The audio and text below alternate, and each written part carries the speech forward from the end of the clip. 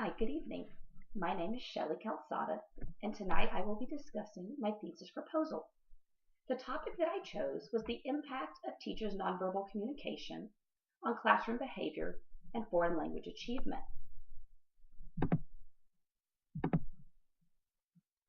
We all know that in order to develop good relationships, we must have effective communication. Effective communication is a key in the classroom. However, not all communication is verbal. In fact, according to Chaudhry and Arif, 75 to 90% of all messages transmitted are transmitted non-verbally. Common types of nonverbal communication include eye contact, facial expressions, gestures, body language, and proxemics, which is the amount of distance left between the speaker and the receiver of a message. Nonverbal communication that promotes a sense of well-being, that gives a sense of warmth or regard and makes people feel as if they belong, is known as nonverbal immediacy. Studies suggest that nonverbal immediacy can be effective for increasing student engagement and motivation, reducing conflict in the classroom, enhancing academic achievement, and it is also important to students regardless of their cultural background. The problem today is that we live in an era of accountability. For students, that means high-stakes testing, and for teachers, that means pay-for-performance. We also have diverse student populations. Within one classroom, we will have varied learning styles, students with different academic abilities and exceptionalities such as gifted, ESC, or limited English proficient students, and we also may have students who are unmotivated or disinterested in learning. Therefore, teachers must find universal strategies to help encourage engagement and also to increase the achievement. The purpose of this study was to determine the effect of decreasing verbal correction and increasing verbal communication on behavior and academic achievement in the middle school foreign language classroom. Two hypotheses are to be investigated. One, that replacing verbal behavior corrections with nonverbal behavior corrections will lead to less disciplinary infractions. This is based on the theory that students do not like to be corrected in public. Hypothesis 2 is that increasing the amount of nonverbal communication used in the classroom will result in increased academic achievement in foreign language courses. For this study, I reviewed current literature related to nonverbal communication, adolescent behavior, and academic achievement.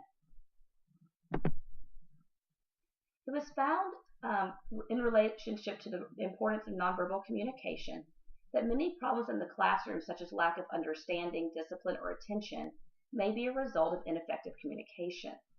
As mentioned earlier, since 75 to 90% of all messages are transmitted nonverbally, if we are unaware of our nonverbal messages or they are unclear, students may have problems understanding. As much as 90% of emotion is conveyed in messages is communicated nonverbally. So it became known that the words we speak are often less important than the manner in which we speak them. Many studies show that nonverbal messages can convey true feelings that are concealed in our verbal messages. The face and eyes are usually most informative in this manner, but body position and posture are also good indicators of emotion. These nonverbal communicators are harder to control. The role of nonverbal immediacy in the classroom. Nonverbal immediacy is used to establish psychological closeness. Therefore, it's used to establish a student-teacher relationship. Nonverbal immediacy behaviors are also eye contact, smiling, positive facial expressions, proximity, remaining close to a student, touch, gestures, or relaxed body language and position. Recent studies suggest that nonverbal immediacy can create a positive learning environment and therefore shape student attitudes and expectations and also increase academic achievement. Furthermore, other studies suggest that nonverbal communication is an important component for formative assessment because a teacher can read the body language or facial expressions of a student, know whether they're frustrated, stressed, excited. They can tell a lot about the student simply by paying attention to their body language. Different cultures have different perceptions of nonverbal immediacy. We have collective cultures and individualistic cultures, and they have different values based on touch, distance, communication. However, it was found important that all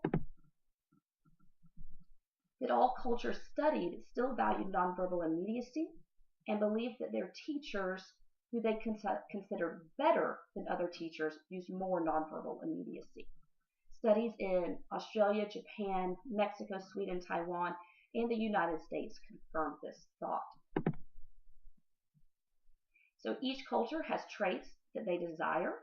They may be viewed differently. For example, eye contact may be more valued in one culture than another. In an individualistic society, touch may be considered more appropriate than in a collectivist society.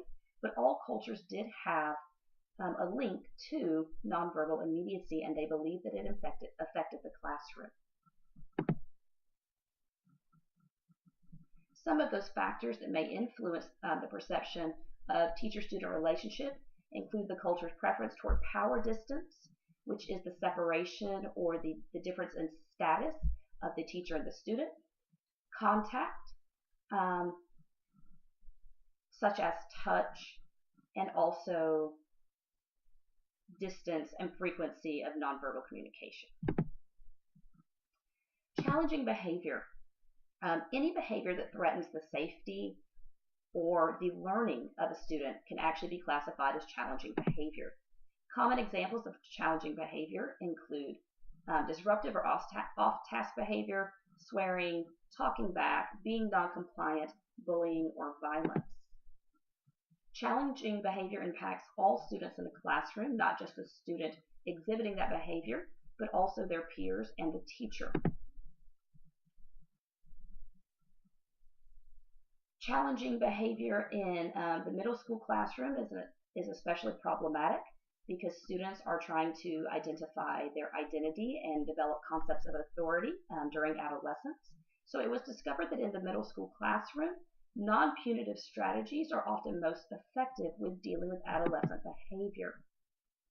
Also, that public reprimand often had an unintended negative effect because it made the students feel either threatened or challenged.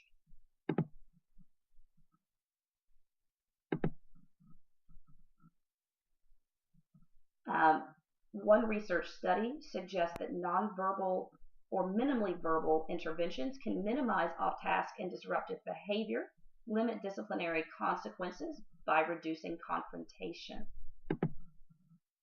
Atkins' theory of motivation states that students are motivated based on their experiences with success and failure.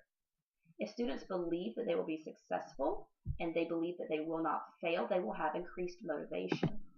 This motivation can improve effort and persistence.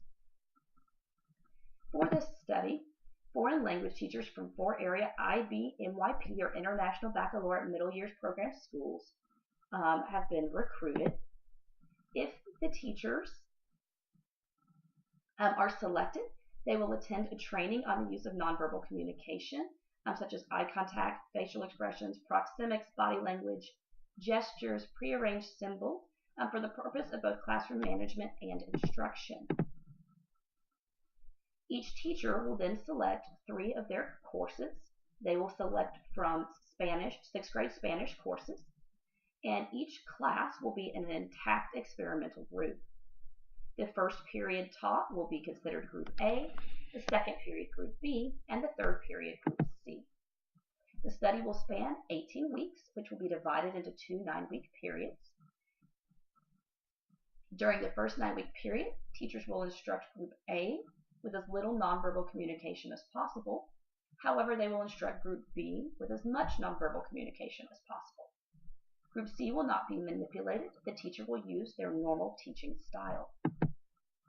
During the second 9 weeks, Groups A and B will be reversed. Teachers Teachers will keep track of disciplinary incidents, any disciplinary incident that leads to a disciplinary infraction. For example, talking back, non-compliance, abusive or confrontational language, and then they'll keep track of the disciplinary measures such as marks, detentions, parent contact, or office referrals. These records will be kept in an Excel spreadsheet. Also, assessment scores, foreign language assessment scores, both pre and post assessments, will be recorded. Data will be emailed to the researcher and evaluated at the end of the semester. The research has a quantitative design. It is centered on numerical data related to disciplinary infractions and assessment scores. And it also is quasi-experimental in that the amount of nonverbal communication used will serve as an independent variable.